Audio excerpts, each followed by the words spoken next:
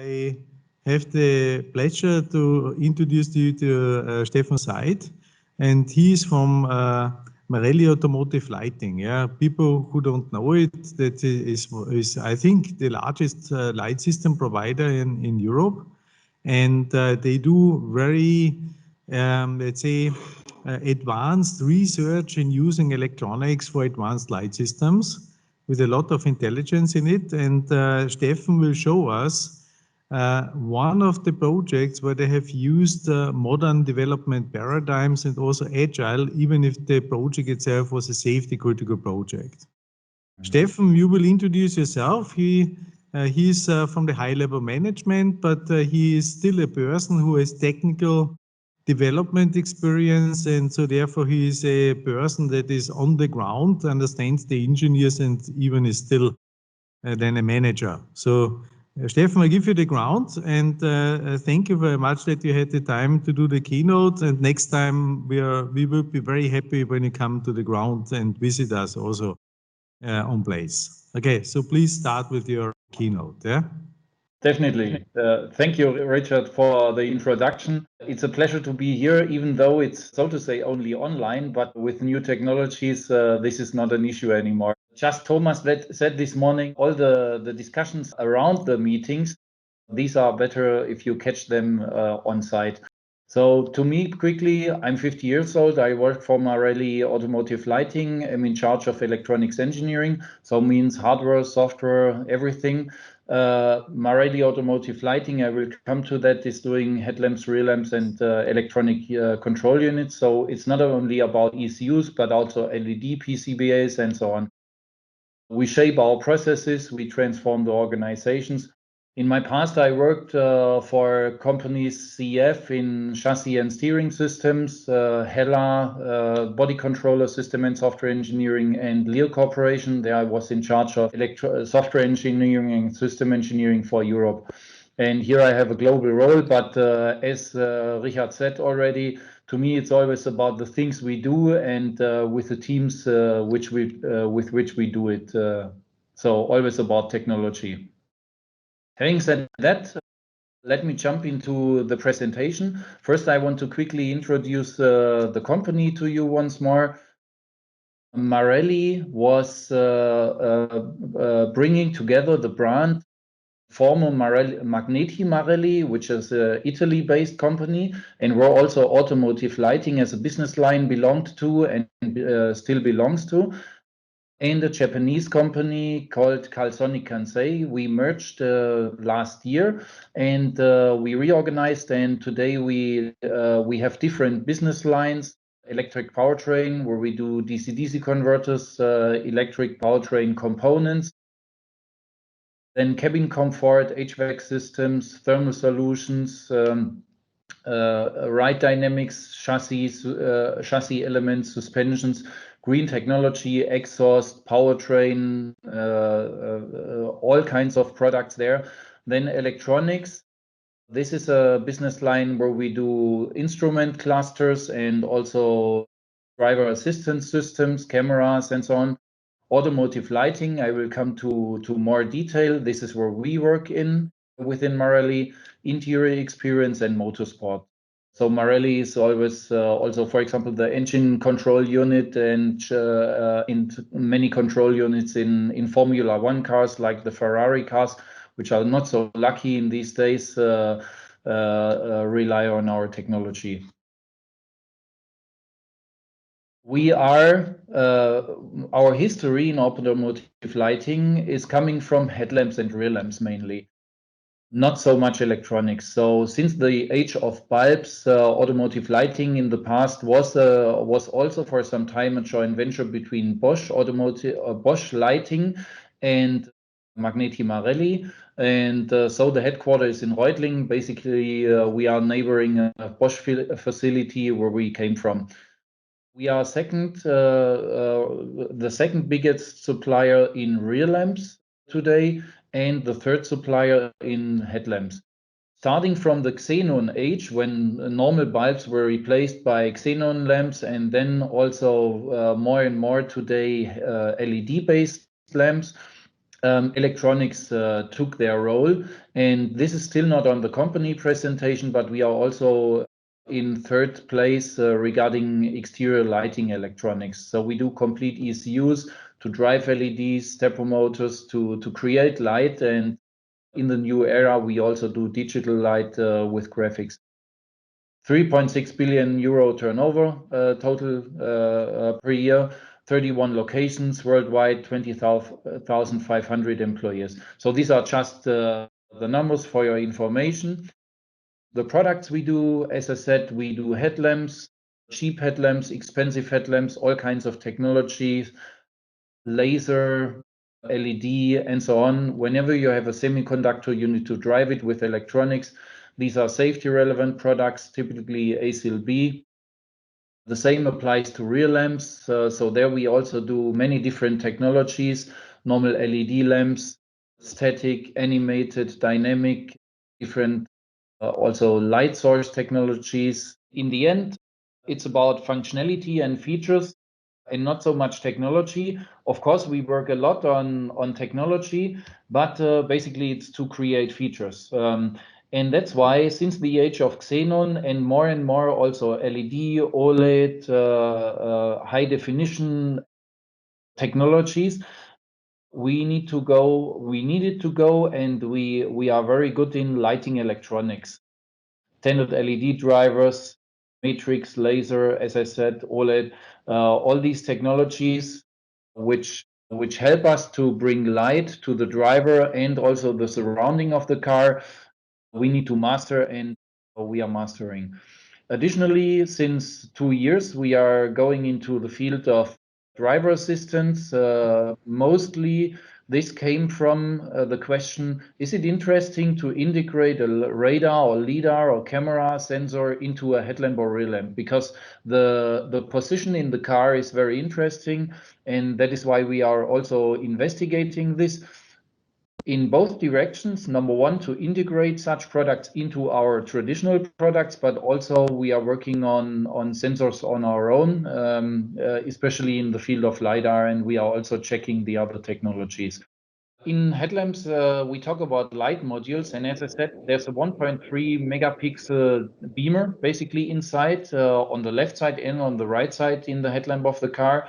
There's additionally 84 pixel module which does the low beam and high beam, and there are other functionalities, of course, the traditional functions, daytime running light, turn indicator, ultra range high beam, for example. This is a high-end premium lamp which was recently introduced into the S-Class. You see the presentations around currently from Mercedes-Benz. So when you check out their digital light brand, so they created a separate brand for lighting, which they call digital light. And this is basically about creating light distributions dynamically, not statically anymore, and in high definition with features like supporting anti-glare. Also we talk about permanent high beam. We have permanently all the light functionalities on, and then the camera detects where do I have a pedestrian, upcoming traffic or whatever. And we basically create dark zones, and with high definition, it's possible to create very small dark zones. For example, if you have a pedestrian, you don't create a black box for the whole guy, for the whole person, but you only make sure the person is not glared. So you cut off the head, but the body is still illuminated. So the driver can see the person without glaring the person.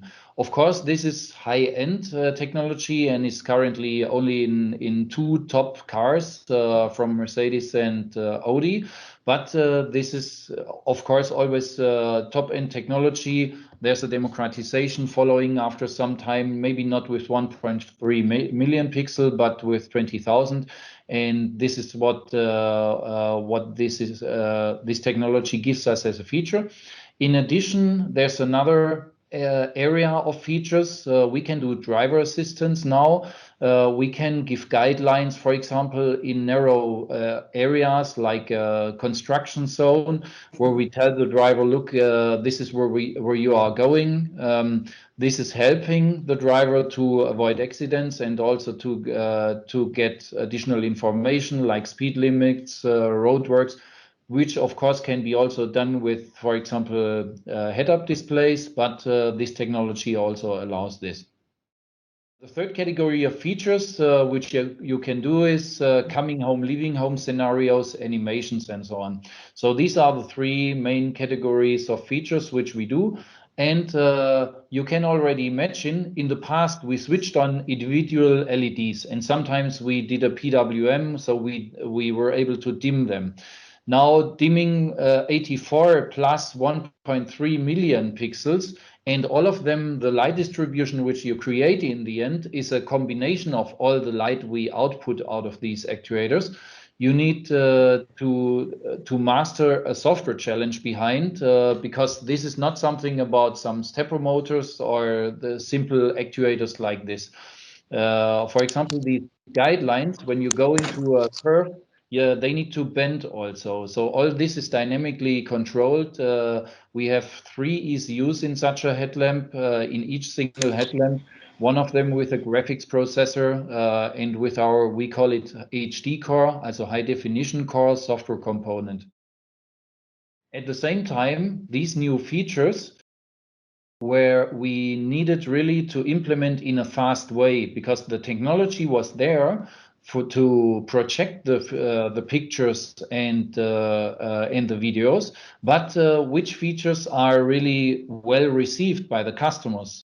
This was, even though we did an advanced engineering project, this was the key to now having a successful and compelling feature set for the customers to buy them, that we, during series development, had to apply agile development while having a safety relevant system. Now, even though this is, meanwhile, many companies do this, for us, it was the first time that we applied this. We made a technology jump, graphics processing, and so on, and we had to introduce new methods. So that's why we faced a lot of challenges. And on this slide, I want to give you the overview. What were the challenges, and talk a little bit how we attacked them. As I said before, sometimes we in engineering, we love technology, but in the end, what we buy and what we buy a second time, this is features. Because a feature I like, that this one I'm gonna buy again. If I have high definition technology, for example, but there's no use case for it, then I will not buy it again. So in the end, also the features will pay all of our salaries in a company. The features decide whether we will be successful or not. And the technology, as the second aspect, is basically, so to say, only the enabler to implement these features. So do we need 1.3 megapixel? Do we need a GPU? If we cannot use it, the system gets cheaper, more people can buy it, and so on. So that is why it's very important to focus on the features as the first level of our attention. And then, of course, in parallel, have the right technology to implement the features. If, for example, I have a GPU which does only support a refresh rate of 5 Hertz, this is not giving a good impression, and that will not help. Another aspect which we faced during our project was process. And as I said before, I'm 50 years old. I grew up from 1997 roughly in the automotive industry, doing software, V-model, everything classic, and so on. And this project was a big exercise and new experience and challenge to really try out new methods, to implement approaches. Also, Thomas Winz, who did a presentation the day before yesterday, he was helping us a lot with fresh ideas, introducing, for example, or adapting Scrum to our company processes and our company processes to Scrum. in order to have basically in this project 2 teams, so to say, classically developing team, which did the base software, but the agile, the graphics features were developed in an agile manner in a separate team. And this was an enabler to really be able to cooperate with the customer, not have 3-month release cycles, and still being while implementing the features in a very fast way with fast customer response and driving experience, still to make sure we have a legally compliant and, for example, functional safety, ASIL-B qualified system in the end. There also we had to learn a lot on the skill level, on the skill side. So it was not about only technology, features, and process. Process is always how we do things. But what we do, that is in the end the features and the technology. In order to be able to do that, actually, we need to have the right skills. As I said before, we introduce new processes, so competence needs to be there and needs to be emerging. With a classic V model approach, we would not have made it in this time. But also regarding technology, we need to have people now which can do graphics development, can program GPU software, use the right software frameworks, reuse components also in this area. So all these aspects we had to learn, and this is also something for the future where we always need to keep updating ourselves, and whether we are process people, whether we are software developers, hardware developers, customers, suppliers, and so on. So this is really a key that each stakeholder in this game needs to always look forward to the future and see how we can change doing things. Lastly, on the organization, company management, we also see successful companies need to adopt to these new things, especially on the process side. It doesn't help to say we did it 20 years in this way and we stick to it. As we see, for example, this presentation we do via Teams. Many people sit around the world. Our kids, they use these technologies in a seamless way. They don't think about it. They just say it was there when I was born and I use it. They don't have so much need anymore to meet physically. Still, I think it's a good addition. So next time we will be on site. But because also the evening discussions you will catch. But if we look, for example, in the open source community, we see big projects which are working successfully and people don't meet really very much. So all these aspects which are brought to us with new also communication technologies, we need to attack and use in a successful way. So these were the main challenges we faced, and also I talked a little bit about how we did it.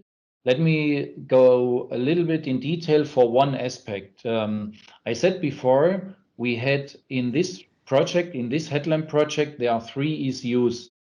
And with German OEMs or European OEMs, they have quite big specifications always. You do an RFQ, you win the business, and then you have 200 pages of requirements which you need to implement. The last 5 pages consist of binding documents, which again have 5,000 pages, and you also need to address them. And in this field of complexity, here we and our customers saw we will not make it if we stick to a conventional process in all the areas.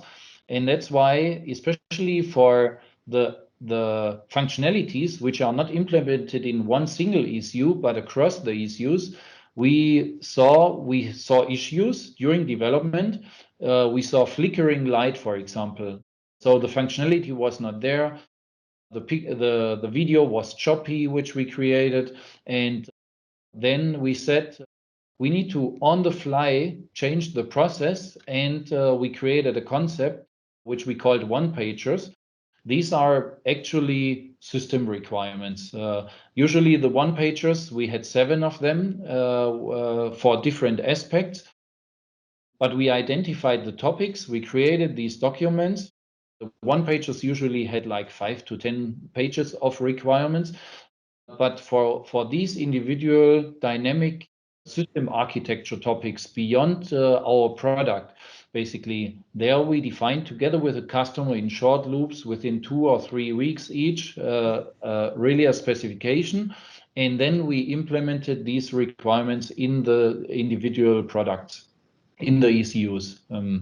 And this was one of the success factors, that we tuned basically the process while doing the project, and we implemented or specified and implemented these aspects of the overall system in a very fast way. That is one example, and basically this is also already my last slide. What is coming next, or what do we need to look into?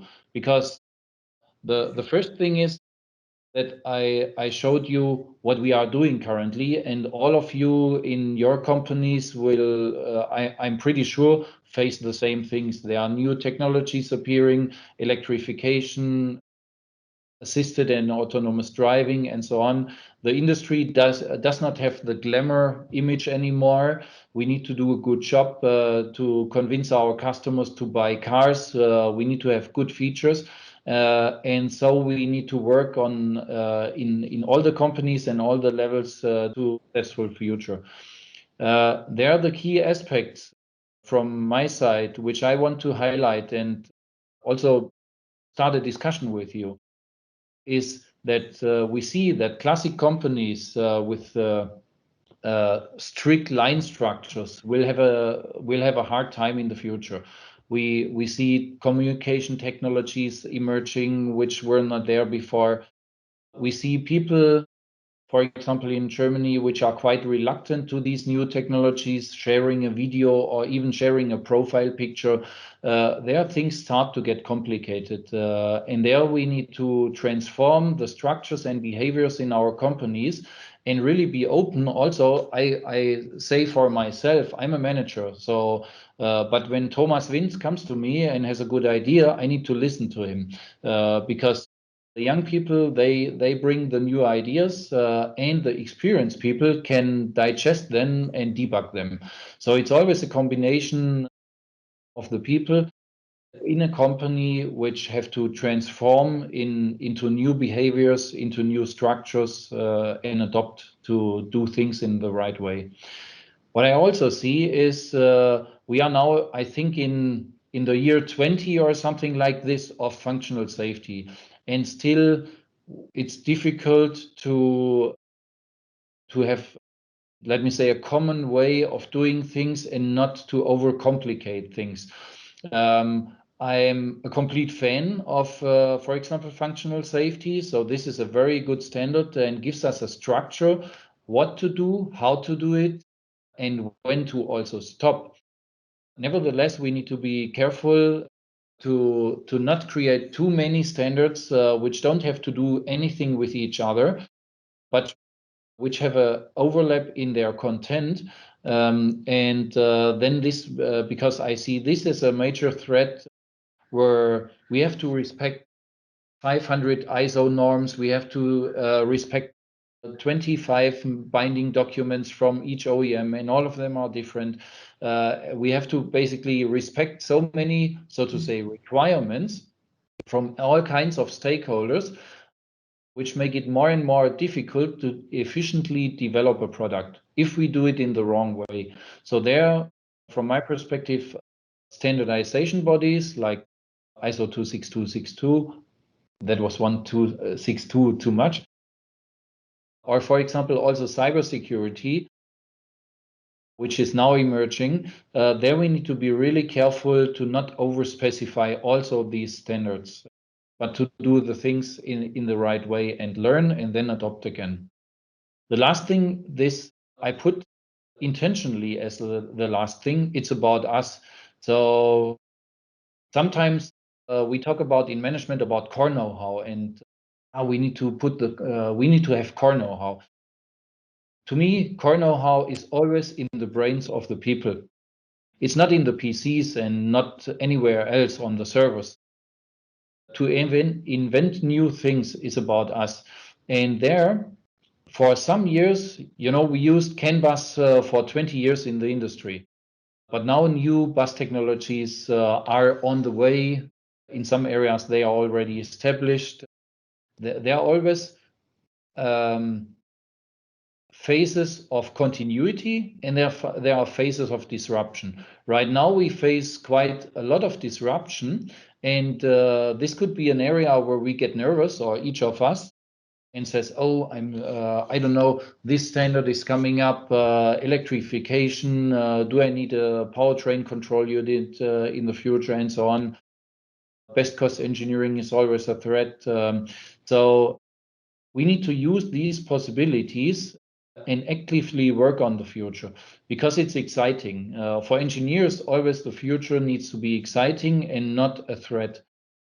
And there, right now, we don't, in this phase today, we don't talk only about technology disruption, but we talk about also organization, the way of learning, how to basically sell my competencies and keep my competencies as an employee up to date. It's about us. Let's create the future. It's exciting. Let's look into all aspects, technology, organization, process, standards, and work on them and shape them that we can do our work in a fun way. Okay, thank you.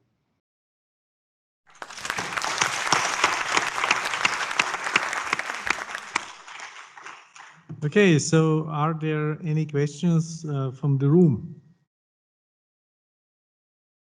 Okay, Jaka Ivancic from Collector.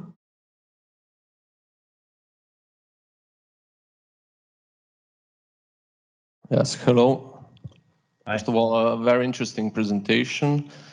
I especially like the one-pager concept approach for the system definition specification. And I have two questions from this topic. First of all, what were, if any, the limitations of this approach? And will you use this approach also for more conventional projects, maybe for smaller scale? Do you see some benefits in this? Okay. The main reason why we introduced it, I mean, I'm in a tier one. Let me put it in this way. We had specification for these 3 ECUs, which are in the headlamp, and for the camera and each of the ECUs. But the functionality on overall system level, the architecture, the dynamic architecture was not sufficiently defined. Now we were lucky, 2 of the 3 ECUs were done by us in Morelli Automotive Lighting, and 1 was done by another supplier. And that's why we were able to specify this. What we created there was requirements. And this we normally do that indoors. In this case, we used even Word documents to make it easier. And but in the end, we put them into doors, put the attributes, and put them into the normal process again. If we would see such a need to quickly, let me say, solve an undefined architectural aspect or technical aspect in a product, we would reuse it again, yes. But the concept here was only an example that we need to have open eyes everywhere. So this topic popped up and we solved it in this way. Normally the best thing is to have the complete architecture before. And so we may use it again, but as I said, it's only an example. I expect the next surprise to pop up somewhere else. Thank you. Okay, so I see a raised hand by Morten Korsa from the online community. So Morten, can you ask your question? For your requirements along the lines of the last question, all those requirements that you had from all those stakeholders, how are you managing these? The entirety of it? It's a good question. In all of us here in this community, I think are either in electronic engineering or in quality, also related areas, quality process definition. So in our young domain, so to say, I call it still young, there we are used to using requirements, many use doors, and sometimes I even think we have an overshoot of requirements. Because the intention is good, the OEM has a second generation of a product. He puts 25 pages of specification, or let me say 87. But during the development, they get some lessons learned. And of course, they write it into the specification because they don't want it to happen again. And it's also important because we have big businesses with 200 million euro turnover for one project. And there it's very important to define what I want as a customer. And that's the specification in the end. Still, it's never complete. And in electronic engineering, in automotive lighting, we technically we use doors. We do requirements analysis, mostly in a classic way. We use system engineers and then the hardware and software guys and so on, and they review. So there I would say we have a rather conventional process. But whenever you, and probably that's also the same in your companies, if you do, let me say, mechatronic systems and not only software or ECUs, then you deal with, in our company, with optical engineers and with mechanical engineers, which create headlamp housings and lenses and this kind of stuff. And they are not used to work with requirements. Almost not at all, I would say. Currently, we also bring this to them, and we try to take them to the journey and not overshoot by having 5,000 requirements for a lens immediately. But there, I would say, from a process perspective, we use a rather conventional approach to process. Can I add on to this, asking how much do you think of all those requirements, how much would you think will be exactly the same for the next project? I mean, reusable requirements in percentages, big scale. Yeah, good point. On system level,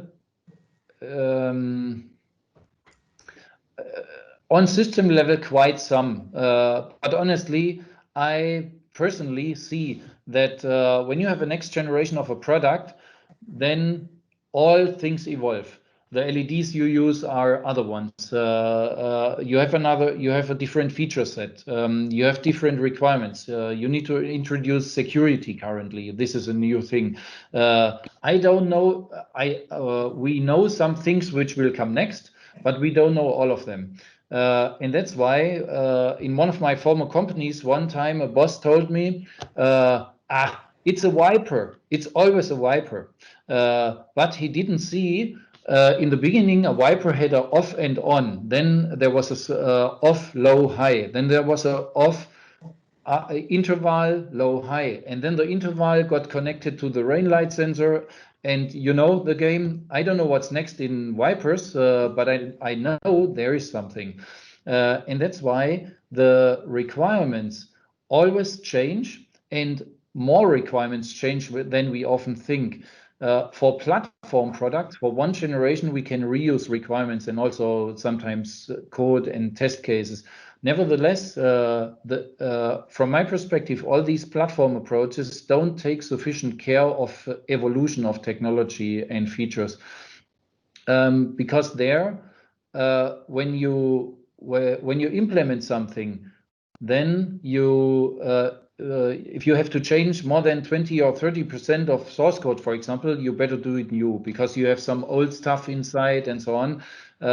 And it's more efficient to do it in a new way. So we need to be very aware and keep the balance between trying to reuse and creating new. Requirements are something which can better be reused, but code, for example, and test cases, which is often a management thing, what they believe can be reused completely, I see it's faster to create it. And let me add one statement. Before I started my career in automotive electronics, I did an apprenticeship as a car mechanic. And there was, in the past, there were many standard components like screws, nuts, washers, and so on. And in the past, the technology to produce them was very difficult. And that's why there were so many standard components. Now, today, I see in automotive lighting, when we need a special screw, which is a standard component, which should be reusable, so to say. When we see we need a screw with 8mm length and not 10, the screw industry, so to say, is able to produce 500,000 of them for us at a cheaper price because it's 2mm shorter, and we do it. And this is where I think that we need to be careful in electronic and especially software industry to really assess the reuse potential, having in mind the evolution for the future. Thanks. Okay, is there a further question in the room here? Because I have no raised hand still in the online community. Okay, Andreas Riel. Yeah, hello, Hi, Stefan. Thank you so much for your very nice talk. Stefan, you elaborated a lot first, on this, what you've seen in your long career and how this basically somehow also disruption of the V model by introducing agile practices and things like that. And secondly, you elaborated on the necessity of keeping engineers excited for what they are doing and things like that, which I also highly support. So I highly support both of those, of course. And now you, as a very experienced technologist and now manager, as you told us, what is your takeaway? How do you think you will adapt your teams, your organization, such that you can just fulfill both? So start introducing such new processes, practices, while keeping a lot of enthusiasm in the teams and still a technology orientation somehow. This is really a super point. Thanks, Andreas. When you were also in Reutlingen already, and you saw Thomas Winz, he's a young guy, and he had ideas. In the beginning, honestly, I was a bit scared sometimes whether this is going to work out. But exactly this openness is super important. On one hand, to try out some things the first time, and of course you need to select, or you need to trust the people and make your own assessment. Can I trust him? Am I gonna try it or not? And then you have to monitor, is it really working out? And sometimes also good people have ideas which don't work out, and then it's we must not blame them. In our industry, and that's why I said this with the standards, we have a hell of requirements, whether it's ISO standards or customer standards or internal procedures or whatever. So we also, we created we want to go to SPICE level 3. We created a standard process, but I see quite some people basically hide away behind the procedures and the role description. This is not on my plate. This is very difficult. And SPICE, for example, wants to do something good, because the idea was, if I have a good process and people apply it, then I have a good product. That's, I think, the underlying idea. But we see now, after decades of such standards, that we still screw up in a lot of projects. And even though sometimes we have a good process, and there I'm with you. It's about the people, to bring them together in the right way.